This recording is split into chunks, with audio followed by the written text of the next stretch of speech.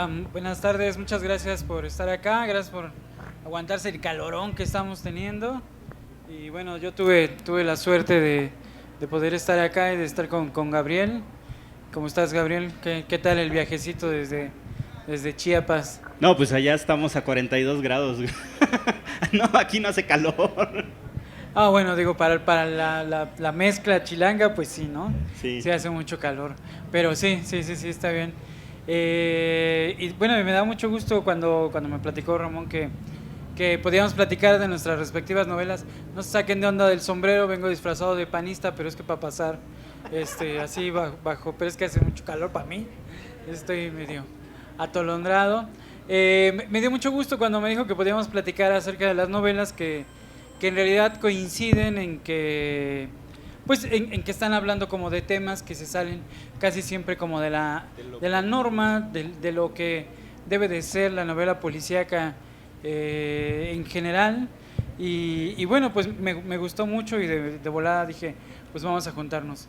Les voy a platicar un poco más acerca de mí y ya Gabriel les contará un poco más acerca de él. Yo soy escritor, hago también crítica de cine, trabajo en una librería desde hace ya muchos años, ya más de los que me acuerdo, ya casi voy para 12 años trabajando ahí y siempre me ha gustado mucho la cultura popular. En general, casi toda la cultura popular, ¿no? O sea, desde la lucha libre, pasando por pues todo lo que pasa en las calles, todo lo que pasa, ya saben, o sea, Chava Flores, la música, la crónica, todo esto, y todo eso se ve reflejado en mi literatura, y en general me gusta mucho hablarle directamente al lector común, y que le guste lo que estoy haciendo. Gabriel. Hola, yo soy Gabriel, vengo de Chiapas. Para los que no conozcan, Chiapas es un lugar muy chiquito, muy pobre, en extensión es muy amplio, pero la ciudad más grande no tiene ni medio millón de habitantes, ¿no? Que es la capital. Eh, en la capital tenemos eh, 3 librerías, así que se han de imaginar lo que es para mí venir a una feria de libro y ver un mar de gente cruzando todos los puestos de libros, ¿no? Es fantástico. Allá esto es muy difícil, ¿no? Es muy difícil porque además a las condiciones pues económicas y sociales que existen hay que sumarle las inclemencias del tiempo. Yo les decía ahorita, estamos a 42 grados en Tuxtla, es un infierno, a nadie le da ganas de salir a la calle. Pues es todo un gusto poder estar aquí, ¿no? Estar aquí y poder hablar con Iván. Yo ya tuve la oportunidad de leer su novela, me encantó. A mí el tema de la lucha libre, como habíamos platicado en Querétaro, es fantástico, es emocionante. En Chiapas, regreso al punto, no tenemos estas grandes catedrales de la lucha, pero tenemos algo muy significativo, que son pequeños espacios en donde la raza que sí le gusta se junta, y entonces es sumamente divertido poder llegar a un espectáculo de lucha libre, porque es más la interacción de toda la plebe que lo que está sucediendo en el cuadrilátero. Entonces eso pone muy padre. Y bueno, por lo general, en lo general yo estudié literatura en Chiapas. También hubo un pequeño instante en el que a alguien se le ocurrió que hubiera una maestría en letras, y yo pertenezco a la segunda y última generación de la maestría en letras de la Universidad de Chiapas de literatura. Mi formación ha sido prácticamente autodidacta, ¿no? De tener a un maestro que es el gran maestro que yo he tenido en los últimos 15 años en escritura, que él es precisamente de aquí de México, él es egresado de la UNAM, estuvo en el colegio escritor, o sea, él sí ha tenido una gran preparación como escritor, y afortunadamente me lo encontré en el camino y me ha ayudado mucho en esta labor de escribir. Y bueno, pues la novela, ahorita ya entraremos en el tema, también trata de abarcar mucho una cuestión que, si bien no es este ánimo de lo popular en nuestro estado y en la cuestión en la que está circunscrita, sí hay un pensamiento muy preclaro, que tiene que ver con la identificación social de casi toda la gente chiapaneca, que tiene que ver con esta lucha, ¿no? Con esta clase de lucha, esta lucha de clases, en la que evidentemente hay una muy pequeña clase rica que coopta todo, y el resto, que somos los otros 4 millones de chiapanecos que vivimos allá, y que estamos en la constante lucha de poder buscarnos oportunidades, ¿no? Y oportunidades como en este caso en literatura, ¿no? Hola, bueno, yo hace hace unos años, ya no recuerdo tanto, empecé a hacer una antología de literatura policíaca mexicana, que por cierto está editada en Nitro, la editorial que publica Gabriel. En esta antología empecé a buscar gente de todos los, pues ahora sí que de todos los rincones del reino de fantasía, es decir, todas las personas que escribieran y que estuvieran escribiendo en ese momento policíaco, no importaba la edad, no importaba la afiliación, en dónde vivieran, solamente la idea era encontrar como gente que estuviera escribiendo en ese momento literatura policíaca. Y bueno, el problema es que, o lo chido, pues es que del centro para arriba había un montón, ¿no? Había dónde escoger, había mucha variedad, había muchísimas cosas. Entonces, pero yo decía, bueno, pero debe de haber alguno ahí de Oaxaca perdido, ¿no?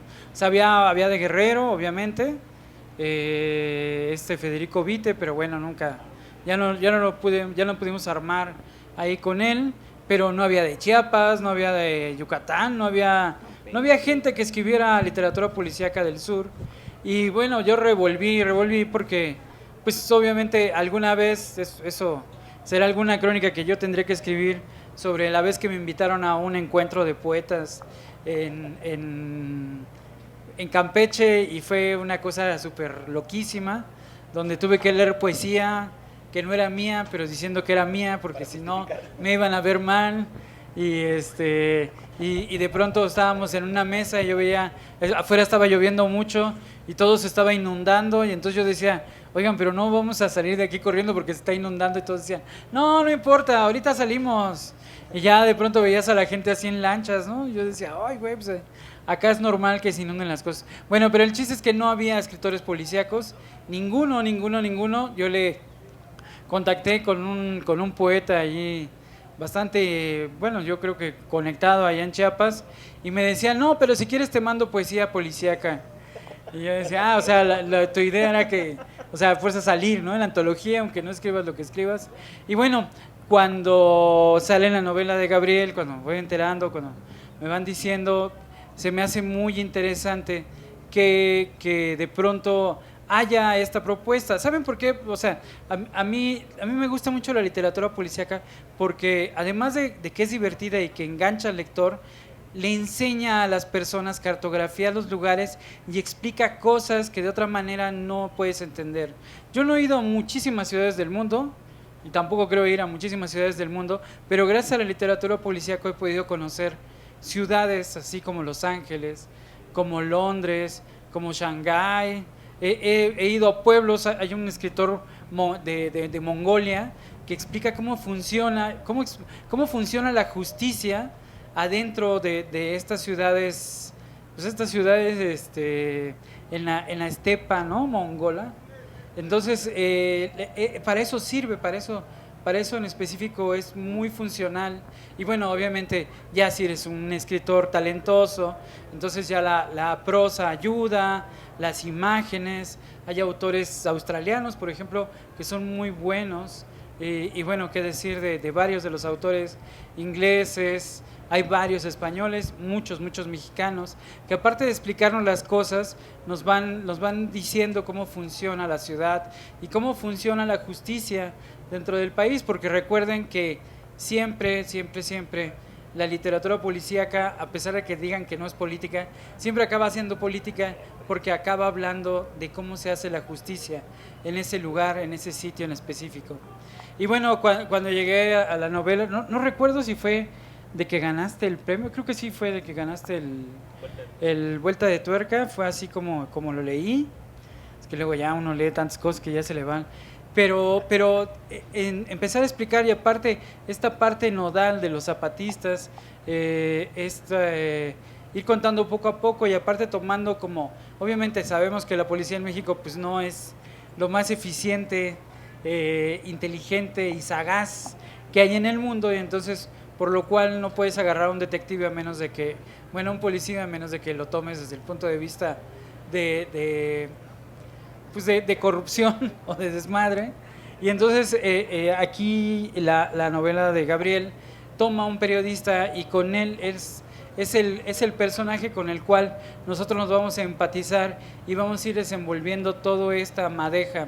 También lo chido, de lo que me gusta mucho de la novela de Gabriel, aparte del lenguaje, aparte de que nos va enseñando lugares que no conocemos, es esta concepción de verlo desde el punto de vista de un local, o sea, desde el punto de vista de alguien que lo ha vivido todo el tiempo, el conflicto zapatista, y no siempre desde fuera, con esta idea idealizada, o tal vez ya tamizada por otras cosas que tal vez no corresponden o que los locales lo ven de otra forma. A mí eso me gusta mucho porque uno llega a determinados sitio o lugar y entonces tú le dices, no, pues es que yo creo que tal, y ya los locales te ven con cara así como de que, pues estás bien güey, ¿no? O sea, porque en realidad esto no es así, o sea, te estás equivocando, así no es esto y así es aquello. Entonces, esta novela, aparte de que también va enganchando, va jalando poco a poco, cada capítulo está muy bien armado, y a veces empieza a sentir un poco de angustia por el personaje principal, por lo que va sucediendo, por lo que se va desenvolviendo. También podemos considerar que es una novela histórica, en el sentido estricto, porque si bien no pasa en el medievo o en el siglo XIX, pero el levantamiento zapatista ya tiene un rato que sucedió, ¿no? Entonces, también hay una buena reconstrucción. Y la verdad es que, de veras, a mí me gustaría que hubiera no solamente esta, sino que hubiera otras, muchas más, pero al parecer el ecosistema y todo eso no lo permite porque la poesía se ha ido comiendo poco a poco las letras en... Ay, déjalo, ay, no, gracias. Las letras y bueno, ha dejado un tanto de lado en la narrativa. Muchas gracias. ¿Cómo ves, Gabriel? Sí, bueno, allá en Chiapas tenemos una tradición poética muy amplia. Casi no hay narradores, ¿no? Aquí está mi amigo Eli, que es uno de los pocos cuentistas que yo conozco en Chiapas, pero fuera de eso, en realidad, bueno, es que uno llega y, por ejemplo, en el Coneculta, los funcionarios son poetas. Coneculta es el del Estado, ajá, y todos los funcionarios son poetas, todos sus amigos son poetas, todos los funcionarios que están alrededor en las... Bueno, pero es que todos los funcionarios son poetas en todos lados. Bueno, entonces eso lo justifica. Entonces es muy difícil encontrar eco para otras expresiones como el caso de la narrativa, ¿no?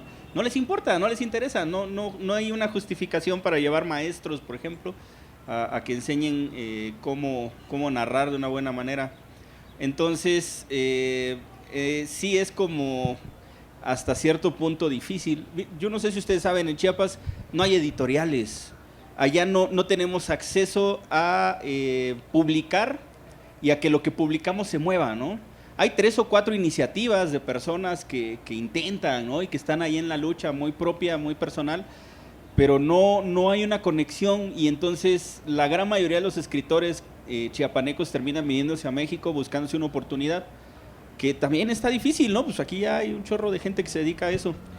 Y básicamente la cuestión es encontrar cómo expresar ideas que están ahí latiendo, ¿no? Por ejemplo, en el caso de esta novela, cuando yo empecé a escribirla, yo tenía la necesidad de hablar. Allá hay 2 momentos icónicos que están muy pegados, que es el 94, el 1 de enero de 1994, cuando explota el movimiento, pero lo que nadie sabe es que todos años antes ya sabíamos que algo estaba pasando y que habían cosas muy raras en la selva, ¿no? Desde 1992 que se juntaron 40,000 indígenas en la Plaza de San Cristóbal y era el 2 la celebración de ¿cómo se llamaba antes? El descubrimiento de América, pero luego le cambiaron el nombre, Encuentro de Culturas o algo así. Estos 40,000 indígenas tiraron la estatua del conquistador Diego de Mazariegos en San Cristóbal, ¿no? Y entonces, si te pones a pensar, es que desde ahí, 2 años antes ya había un aviso de que había una preparación descomunal y que se estaba calentando algo, ¿no? Y a la par, justamente en esas fechas, sucedió otro fenómeno muy ingrato, no es la palabra correcta, pero entre 1991 y 1993 asesinaron a casi 50 transexuales en la capital de Tuxtla Gutiérrez, en Chiapas. Y esos transexuales, solo 8 fueron reconocidos por el gobierno como asesinados, ¿no? Los otros trataron de desaparecerlos, trataron de hacer ver como que no existían, y no hubo nunca una explicación siquiera. Pero resulta que rumbo al final de 1993, quien estaba a cargo de la investigación es detenido por extorsión, por secuestro, por asesinato. Dices, ¿cómo? O sea, el que estaba investigando los 50 casos de asesinatos es detenido por ser precisamente el líder de una de las bandas más peligrosas en Tuxtla Gutiérrez. Terrible, ¿no? Entonces, ¿cómo cuentas estas dos historias que van paralelas en un texto que no resulte evidentemente, como dice Iván, ¿no? Todo termina siendo político, pero que no fuera tan así? Pues bueno, buscando una distancia, y a mí la distancia que se me ocurrió fue con un periodista que pudiera decir, yo les voy a mostrar los hechos, no les voy a mostrar lo que yo creo que es. El periodista va sufriendo una transformación, como cualquiera de nosotros. Si le hubiera tocado cubrir el tema zapatista, pues poco a poco te vas involucrando, viajas a las comunidades, ves que la gente está descalza, que no tienen qué comer, que ni siquiera hay una calle completa. Obviamente va a terminar afectándote todo eso, ¿no? Y va a haber una transformación en el personaje. Y eso era lo que yo trataba de hacer en esta novela, que bueno, yo tengo muchas inseguridades. Yo jamás en mi vida me llegué a imaginar que la novela pudiera tener un premio, por ejemplo. Y otra vez regreso a mi amigo Daniel, porque él la leyó y él fue el que me dijo, oye, mira, mándala. Y otra que siempre estuvo atrás era mi esposa, ¿no? Que me decía, oye, pues, haz algo con ese libro, mándalo. Y vivía mi depresión porque yo decía, no, pues no vale la pena, no sirve, ¿no? ¿Para qué voy a andar haciéndome tonto? Y creo que son las personas a las que yo le debo mucho de que en este momento estoy sentado aquí con gente que yo admiro. Yo he leído los libros de Iván, las compilaciones que ha hecho, el último libro, el de La Máscara, y jamás en mi vida me llegué a imaginar que un día voy a estar sentado con gente que yo leía, que yo los tengo en mi librero, ¿no? Y entonces eso ha sido algo fantástico, y eso es algo que solo la literatura te lo da, ¿no? Pues sí. Andar de metiche en varios lados, te ayuda la literatura también para viajar gratis. A veces, o como decían en mi pueblo, en veces sí, en veces no. En veces quién sabe, ¿no? Pero sí, la literatura te brinda amistades, te brinda buenas charlas, te brinda algunos viajes muy interesantes. Y bueno, por el otro lado, pues no olvidemos que también estamos hablando de lucha libre. Vamos de los enmascarados de Chiapas a los enmascarados del Pancracio, ¿no? A mí, algo que me encantó de la novela de Iván, bueno, para empezar es la referencia a tu personaje, a tu detective, ¿no? Que es un escritor de novela negra, que acaba de fallecer hace poco tiempo. Yo no tuve el gusto de conocerlo, lo seguía por Facebook, era muy interesante leerlo. Además tiene una formación como policía, era Ministerio Público, no recuerdo qué. No, era policía de los malos. Sí, no, era un cabrón. Pero eso era lo bonito, porque pues te contaba todas las maldades que hacía, ¿no? Ya arrepentido y todo, pero bien que las había hecho. Pero mientras tanto. Pero mientras, sí. Mientras varios sufrieron. Y bueno, para gente como yo, que no es de aquí de México, cuando yo tuve la oportunidad de leer el libro de Iván, de ir, bueno, es que la construcción de las calles, la construcción de ese vecindario en donde él termina buscando, no voy a decir qué está haciendo, pero la construcción de todos estos lugares a mí me dio pie para decir, es que a mí o sea, son lugares en el que, para empezar, como fuereño, no me atrevería a ir, ¿no? A mí me da miedo un poco, porque dices, pues cómo voy a ir a meter a una vecindad y no conozco a nadie. Y en cambio, pues tomas el libro, como Iván decía, lo lees y dices, claro, por supuesto, así es como yo me imagino que va a ser, ¿no? Ese contacto con lo humano, ese lugar en donde está la señora que colecciona todo lo que puede de lucha libre y es fantástico. Es muy interesante, y a mí me gusta mucho entrarle a estos libros preguntando, ¿no? Y entonces yo a Iván le quiero preguntar de dónde nacen todos estos escenarios, Por ejemplo, la casa de la señora. ¿Tú conociste esa casa? ¿Tú entraste con ella? ¿Tú has entrado a todos estos lugares en donde tu personaje se va moviendo para poder encontrar su objetivo? Sí, lo que es que yo estudié hasta la secundaria aquí, en la Ciudad de México. Ya después me fui a Narnia, es decir, a Tlaxcala, y ya estoy viviendo allá. O sea, atravieso el armario mágico y ya llego aquí de este lado. Pero sí, y bueno, pues, o sea, uno aprende muchas cosas en la escuela, pero también aprende uno mucho yéndose de pinta, ¿no? O sea, saliéndose de la escuela. Y a mí me gustaba mucho venirme para el centro. Yo vivo aquí a unas pocas calles, aquí en la Santa María, y desde siempre, desde que era niño, me gustaba venir aquí al centro. Mi abuelo trabajaba en el Banco de México, en el comedor, entonces me hacía güey todo el tiempo y recorría hasta la hora que saliera, a la hora de la comida, que ya iba a comer con él y ya me regresaba, ¿no? Pero sí, o sea, toda la parte de atrás, todo, pues Tepito, todas las, donde está todos esos barrios, que antes estaba más gacho, ¿no? O sea, antes la verdad estaba muy feo, estaba muy rudo, y sí conoces todo eso. Y más que en específico lo que yo quería hacer en la novela era platicarle a la gente que la lucha libre es como una especie de submundo extraño y explicárselos a ustedes que están ahí, que solamente ven pues los mamporros y los vuelos y todos esos, los viernes o los domingos, y les explicando cómo funcionan las cosas desde adentro. Y el personaje que yo escogí pues es un güey que odia la lucha libre, ¿no? Que piensa que es una estupidez. Y entonces pero aparte, como es un güey soberbio, no importa que todo el tiempo lo están, pues todo el tiempo lo están regañando, ¿no? O sea, perdón por la palabra, pero todo el tiempo lo están pendejeando. Pero él sigue adelante, ¿no? Porque él sigue creyendo que él es el mero mero, él es el chingón, él es el que sabe. Y mientras se va sumergiendo más y más en este mundo, pues más y más le van dando catorrazos, ¿no? y mamporros, pero cada uno de ustedes va sabiendo qué va sucediendo durante todo este lugar. Pero lo más interesante, o bueno, lo que yo pienso que es más interesante, es que todos los personajes de los que menciono de verdad existen. O sea, si hay coleccionistas de ese tipo tan maníacos que juntan los pelos de los luchadores que se los cortaron y que los tienen en bolsitas, que si hay una señora que durante, no me acuerdo si 40 años, incluso la butaca ya era para ella, ya ni siquiera tenía que comprar el boleto, ¿no?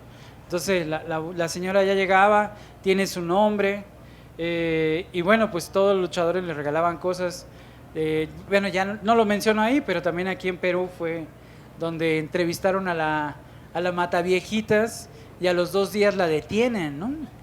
Y entonces es así como súper loco, o sea que la lucha libre está entremezclada tanto con la idiosincrasia mexicana, que tan es así que, por ejemplo, lo de los zapatistas, yo decía, pues es que son una especie como de luchadores, ¿no? O sea, también, por ejemplo, salió Super Barrio, ¿qué es eso? O sea, son enmascarados de estambre, ¿no? O sea, sí, está todo eso entremezclado.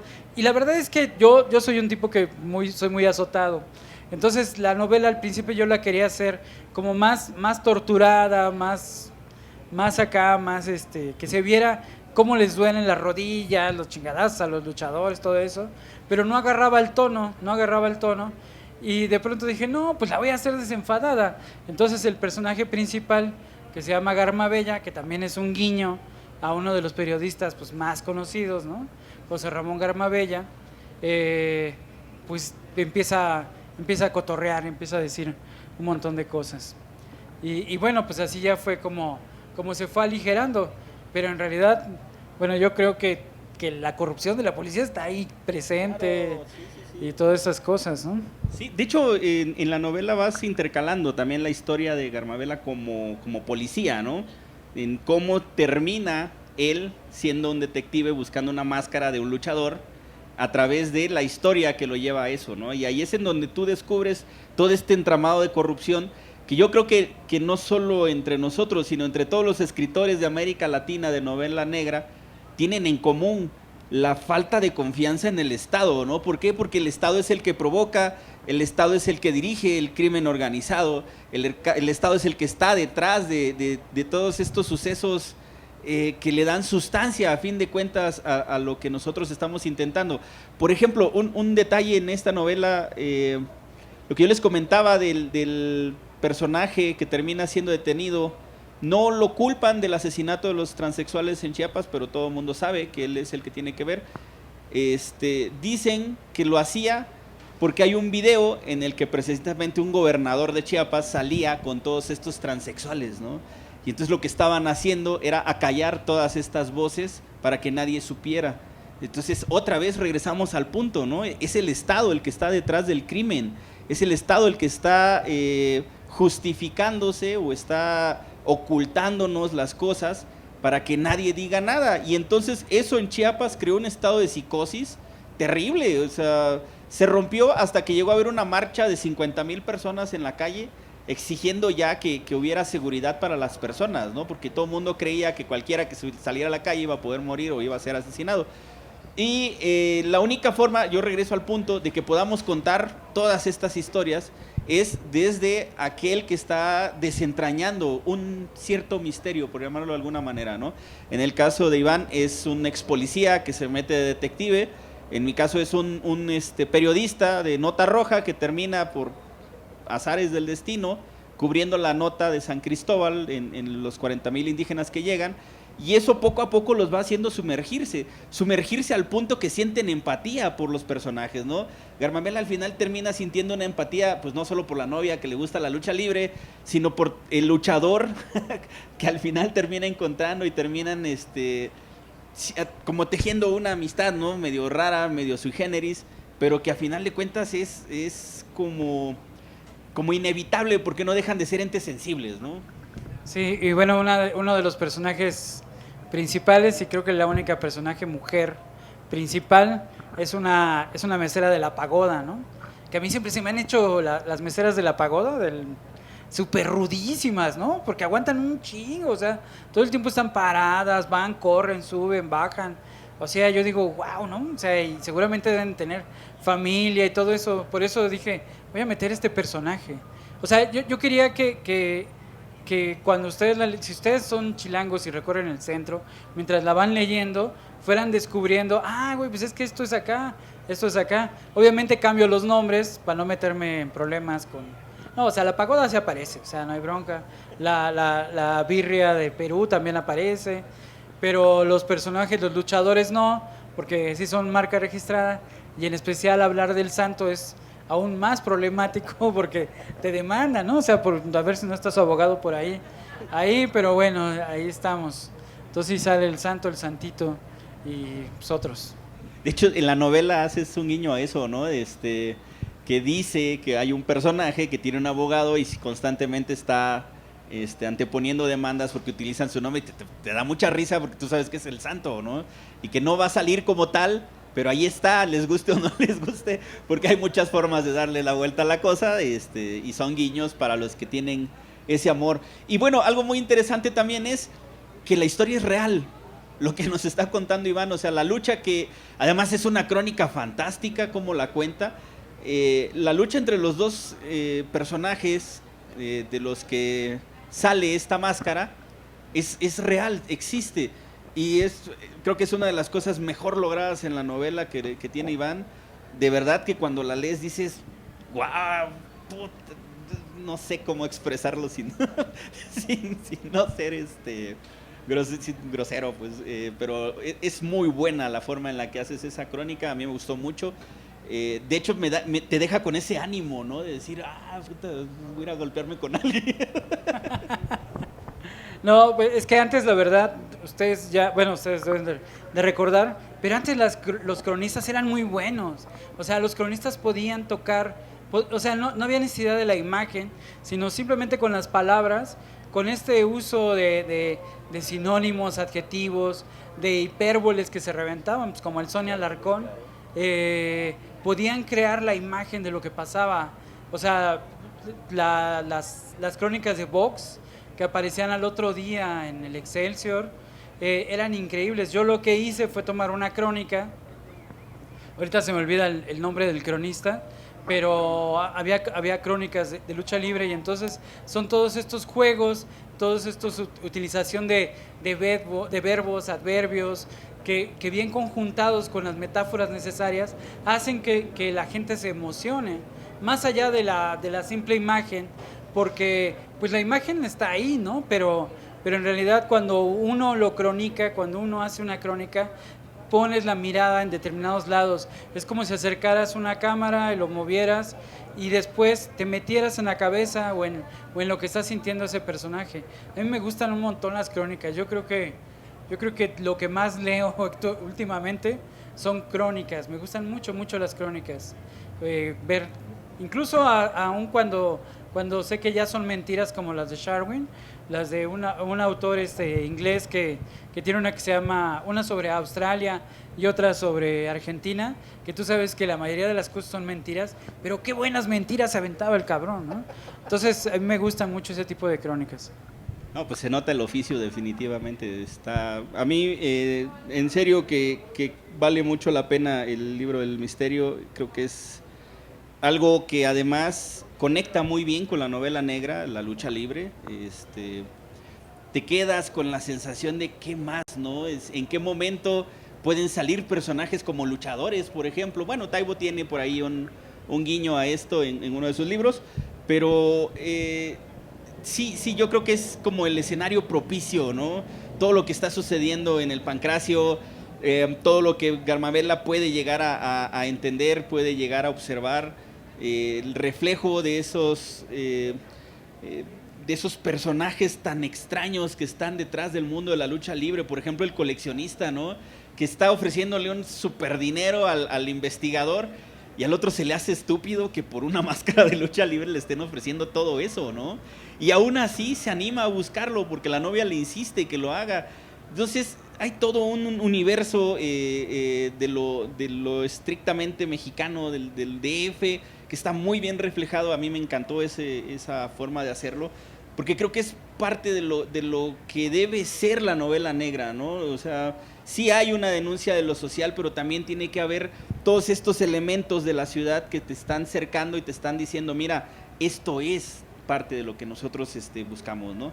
Y creo que también un poco, aunque disminuido, pues bueno, las ciudades de Chiapas no tienen estas estructuras, ¿no? Si ustedes van allá, hay un intento ahorita por modernizar y están derribando todo lo que huele a viejo en la ciudad de Tuxtla, y entonces están tratando de cambiarlo. Pero por ejemplo en Tapachula, en toda la costa, sí vas a encontrar todas estas viejas casas que son un poco lo que yo también traté de reflejar en la novela, ¿no? De decir, bueno, el contraste de esta gran orbe son esos pequeños lugares que están incrustados, en los que parece que nunca va a pasar nada, ¿no? Pero atrás de ese nunca va a pasar nada, resulta que hay grandes grupos que están trazando revoluciones completas, ¿no? Yo no sé si ustedes han leído la historia del FLN, que es el movimiento que está antes del zapatista. El FLN data de 1974, y desde 1978 ya estaban en Chiapas, ¿no? Y entonces el que crea que el zapatismo solo tenía 10 años, desde el 84 al 94 que surgió, no sabe la cantidad de cosas que habían detrás. Había todo un circuito que estaba planeando una verdadera revolución, ¿no? O sea, lo extendieron a Puebla, a Veracruz, los desarmaron. O sea, hubo toda una labor de inteligencia que no permitió que este movimiento se transformara. Y esa historia es la que yo creía que estaba pendiente, más allá del zapatismo del 94.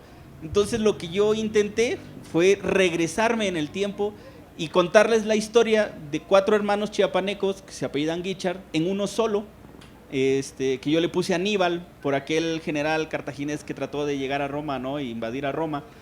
Porque eso era para mí un poco el zapatismo, ¿no? Esta historia fantástica de un grupo que se levanta y va a tratar de arrinconar al Estado. Sí, es una visión muy romántica, yo lo sé, yo lo entiendo, pero no puedes dejar de verlo de esa forma, ¿no? Porque son los chiquitos que se enfrentan a los grandes aviones, por ejemplo, que le mandó la Fuerza Aérea Mexicana a bombardear el campo de los zapatistas, ¿no? O los gafes que llegaron de Tabasco a Ocosingo a cercar un mercado, porque estaban adentro de un mercado los zapatistas. O sea, eran fuerzas especiales que trajeron desde Villahermosa para destruirlos a ellos, ¿no? todos estos detalles es un poco lo que yo traté de reflejar en esta novela, porque la novela se acaba el 1 de enero de 1994, ¿no? Justo en el momento en que estalla el zapatismo, pero la idea era reflejar todo lo que estaba detrás. Entonces era como una deuda histórica con todos estos grupos, ¿no? Que nadie los menciona, que en Chiapas no los conocen.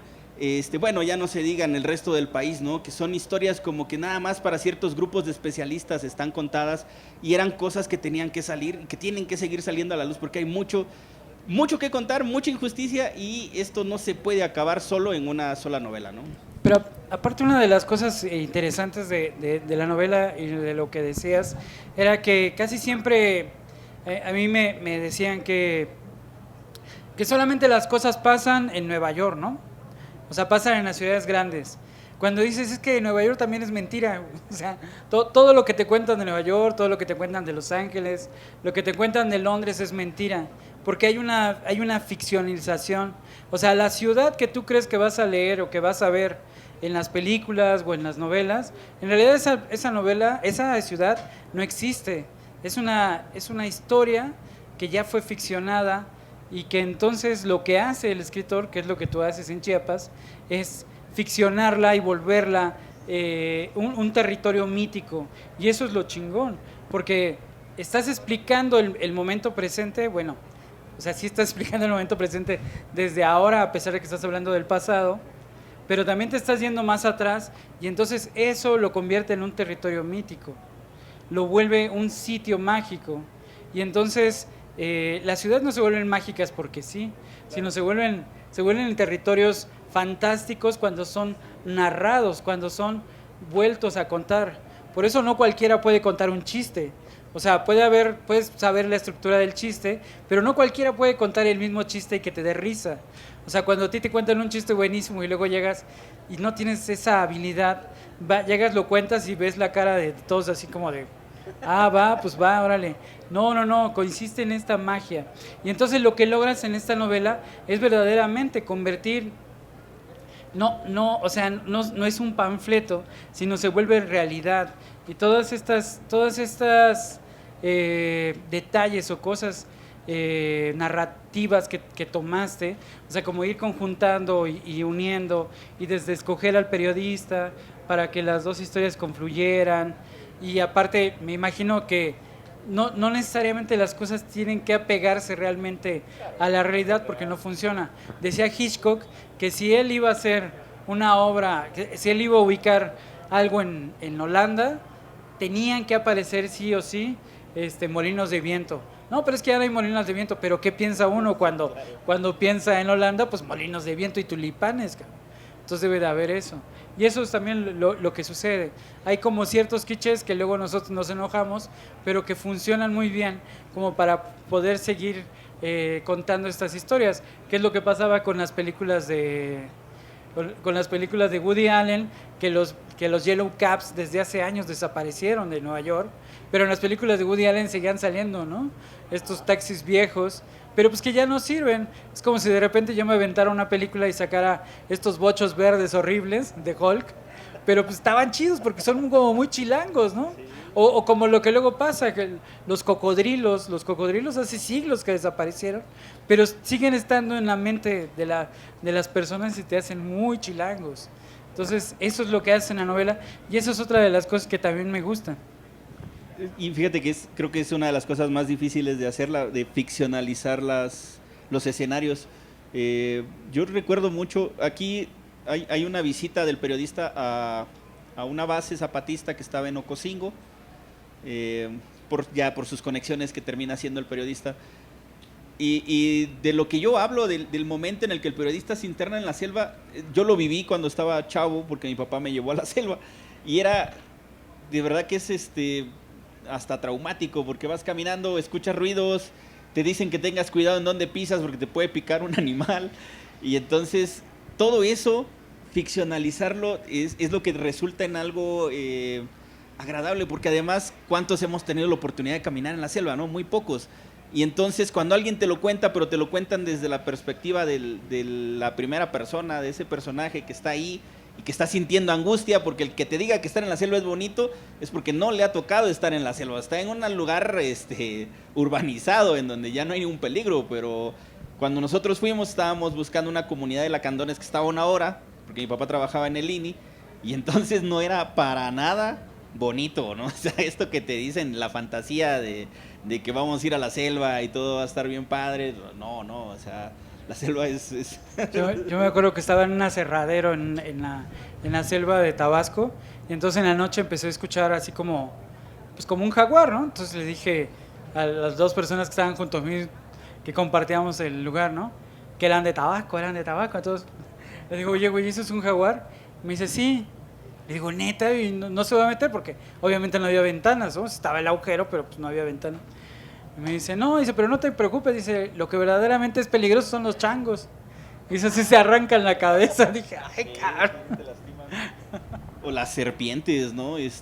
Por ejemplo, algo que no cuentan de la gente que cruza el río Usumacinta allá en Tapachula es la cantidad de gente que muere porque pisa serpientes, porque pisan nauyacas y cosas así, ¿no? Y esas te matan en 1 hora, ¿no? Entonces, y no hay forma de que te vayan a inyectar porque no hay un lugar en donde estén los medicamentos, ¿no? Contra esos venenos. Entonces, sí, no, todos estos escenarios pues comparten, ¿no? Entre la violencia de la selva y la violencia de la selva de concreto, porque también, no me vas a mentir, vas caminando en la noche, pasas por una vecindad, y yo insisto, ¿no? Yo no tengo el valor de decir, quiero conocer, quiero ver cómo es esta onda por acá. No, pues para... Bueno, pero puedes parlamentar, con eso puedes parlamentar, les digo, yo te invito a la caguama, pero a la serpiente, pues no, ni modo que le digas, oye, aguántame, ¿no? Esas no, esas responden y muerden. Pues no sé si tengan alguna pregunta, algún comentario, podemos unarlo. ¿Alguna queja? No es cierto. No, pero si quieren podemos platicar, hay muchas cosas de qué charlar de las 2 novelas, de la construcción, de cómo se escriben, pero en general queremos escucharlos.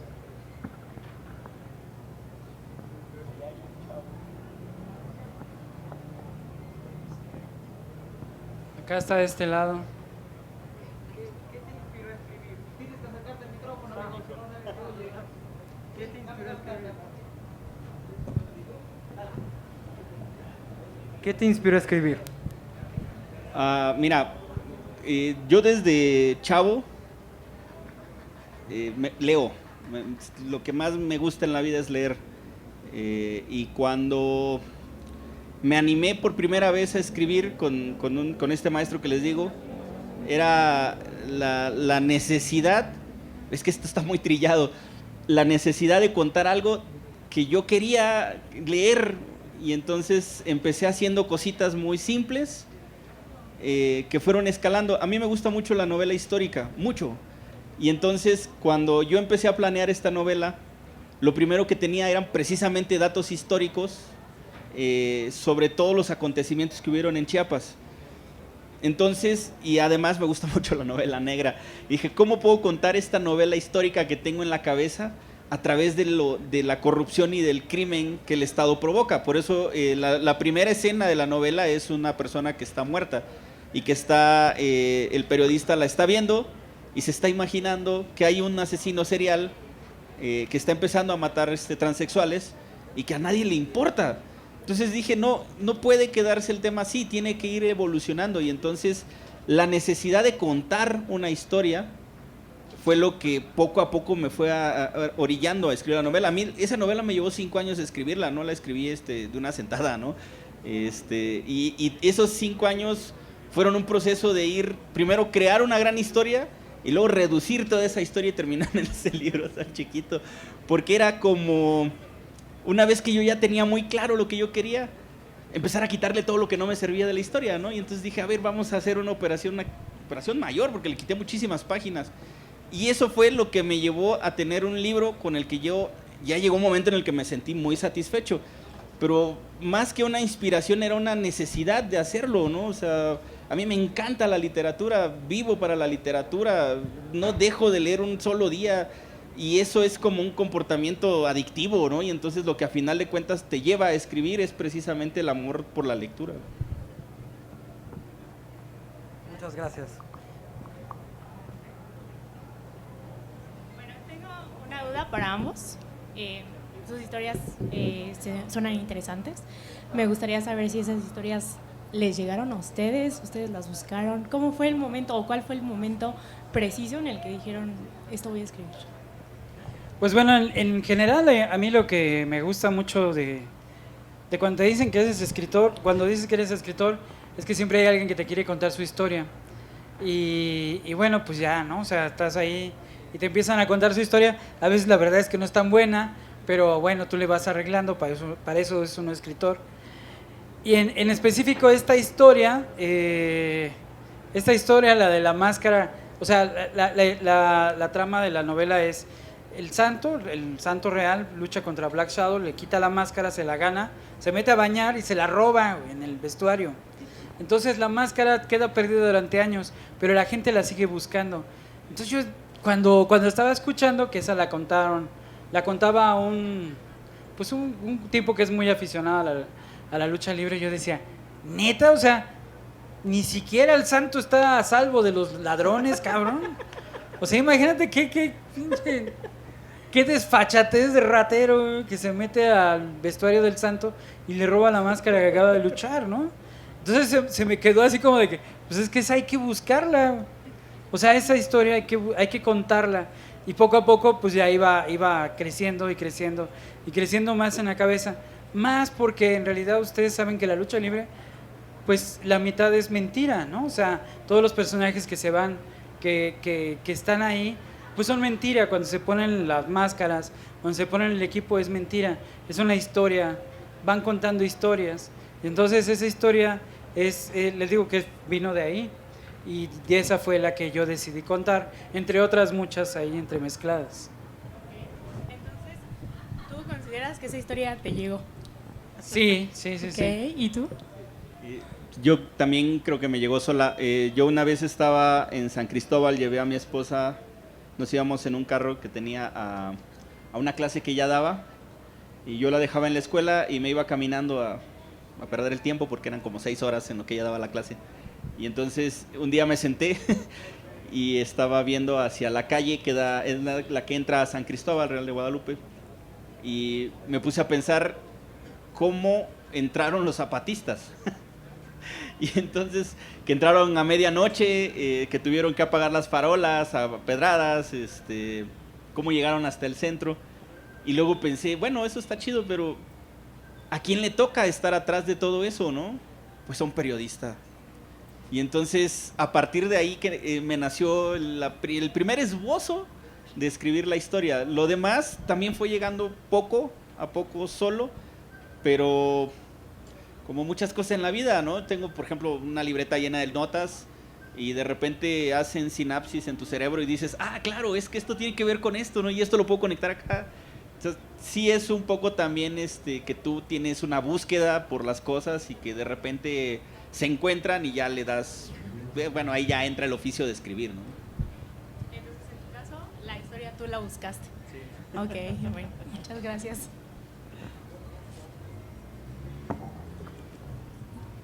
Buenas tardes. Yo le quería preguntar, ¿por qué he desandado una gran parte del país? Soy de los poetas que escriben en el viento, los poetas orales. Y una de las partes de México que no conozco todavía es Chiapas, aun cuando no he podido escucharlo todo el tiempo. Me surgió la curiosidad de, sabiendo que su tema es la novela y todo, pero bueno, está en el mundo de la cultura, de la literatura, y le quería preguntar si en Chiapas hay forma de canto popular en verso, como se da el caso de Veracruz, de Guanajuato y otros lugares donde hay poesía oral.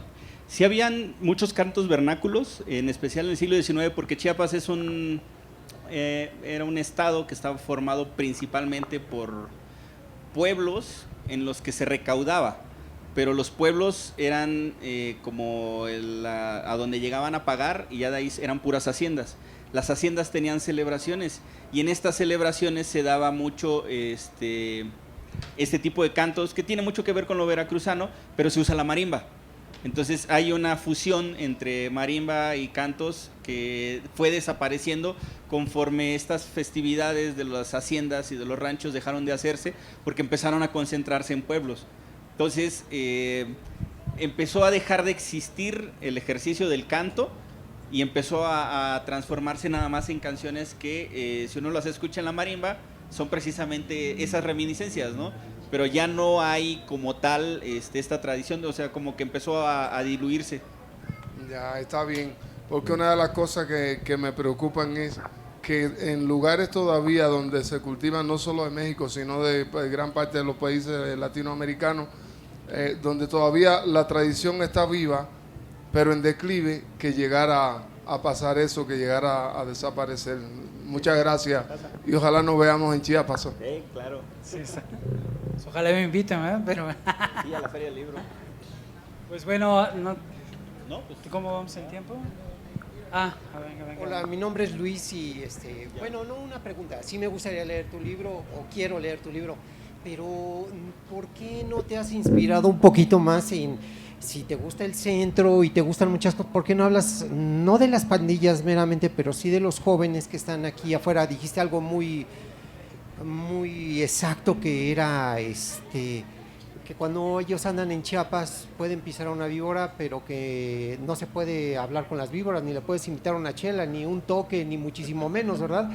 Pero dijiste cosas tan padres sobre aquí el centro de la República que a mí me gustaría que en lo particular, si tuvieras un tiempecito para nosotros los del centro, platicaran las historias de las cuadras, porque tienen también sus historias y tienen tantas cosas tan bonitas, porque la juventud es muy bonita y tiene tantas ideas. Y no sé, ahora sí que le voy a decir a mi mamá que me compre tu libro para que lo lea y a ver si en un futuro puedes hablar de los jóvenes de las cuadras aquí en la República, en el centro. Sí, no, o sea, los conozco y tan es así que en realidad no solamente esta novela, sino la novela pasada, yo siempre hablo del centro porque me gusta mucho, e incluso pues en esta novela pues todos los personajes que aparecen son personajes, son principalmente de aquí del centro y de la colonia Doctores, o sea, son todos los que están ahí, y en la anterior novela también el personaje principal vive en una vivienda de por acá. Entonces, sí, y aparte todos hablan muy chilango, hablan pues un poco más chilango que yo, pero sí, y eso también es lo que me gusta. A mí me gusta no recuperar porque no se está perdiendo, pero sí me gusta que quede registrado la forma en que hablan los personajes, con todos estos giros, juegos, y con esta jiribilla, y con todas estas palabras que pues que se ven mal o que están consideradas mal, pero que a mí me gustan un montón, ¿no? A mí me gustan muchísimo, está ahí, y te digo, en mis novelas cuando menos pues está cartografiada los lugares y los sitios por donde yo paso, y nunca hay algo de que hablo mal de ellos. O sea, digo, los pinto tal cual como son. Pero ¿no? El hecho de hablar de alguien no quiere decir que sea una crítica desconstructiva, al contrario, es una crítica constructiva, y de ahí aprovechamos nosotros que vayamos normando un criterio. Mira, anduvo por aquí, por Perú, anduvo por Uruguay, anduvo por aquí, por allá, y son lugares pues que llenan mucho de tradición, no nada más por ser chavo banda o por otras cosas, sino porque es cultural. Gracias. Sí, no, nada. ¿Está otra novela de tipos que no vieron por las noches? Compañeros, fue un gran honor tenerlos aquí. Queríamos anunciarles que los libros de los que estamos hablando valen 150 pesos cada uno, y que si se portan muy mal pueden conseguir una firma de los autores, pueden llevárselos firmados por los autores que van a estar aquí. Y pues fue un gran placer tenerlos aquí con ustedes. Muchas gracias a ustedes por invitarnos. Sí, igualmente, muchas gracias, y ojalá que podamos replicar esto en Chiapas algún día, ¿no? Sería buenísimo si en Chiapas nos invitan. Nosotros siempre los invitamos acá. Siempre están invitados, siempre queremos tenerlos aquí. Fue un placer muy grande. Les recuerdo que los libros están a 150 pesos.